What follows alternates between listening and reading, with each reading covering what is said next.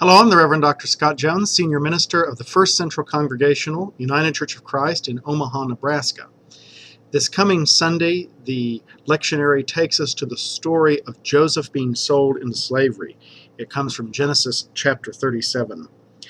Though that story begins with these interesting first two verses, Jacob settled in the land where his father had lived as an alien, the land of Canaan. This is the story of the family of Jacob.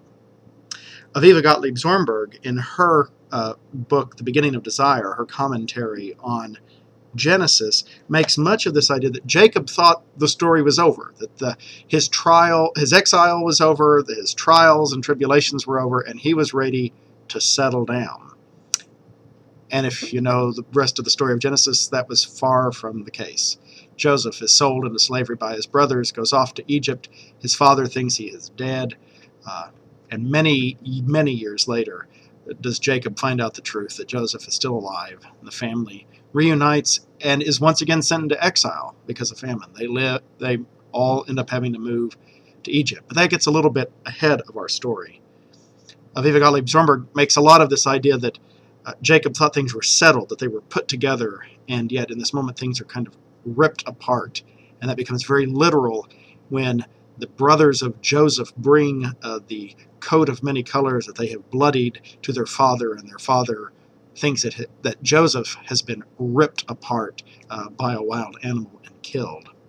So interesting about how this text relates to ways that we kind of sell each other out, sell each other short. But it's rooted in this idea that we are all connected and that we are all responsible for one another.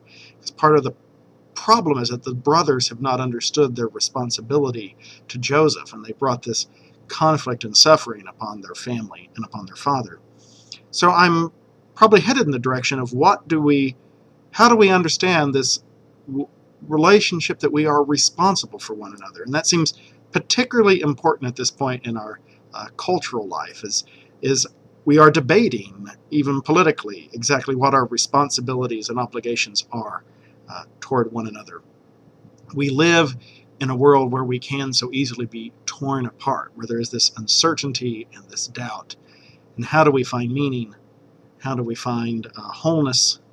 How do we find the promises of God in the midst of this? These are the ideas that this Genesis story brings to the forefront. Aviva Gottlieb Zornberg, at the end of her chapter on this story, says, "In a situation of unclarity such as obtains in this world, any human act requires great courage, a motive force to appropriate and transform experience into the making of a world." This Sunday we will sing, "God of grace and God of glory, grant me wisdom, grant me courage." We will sing, "A mighty fortress is our God." Join us in worship on Sunday and share your thoughts and ideas based upon this text and what I've said. Then I can incorporate it into the planning for this week's worship and sermon. Have a good day.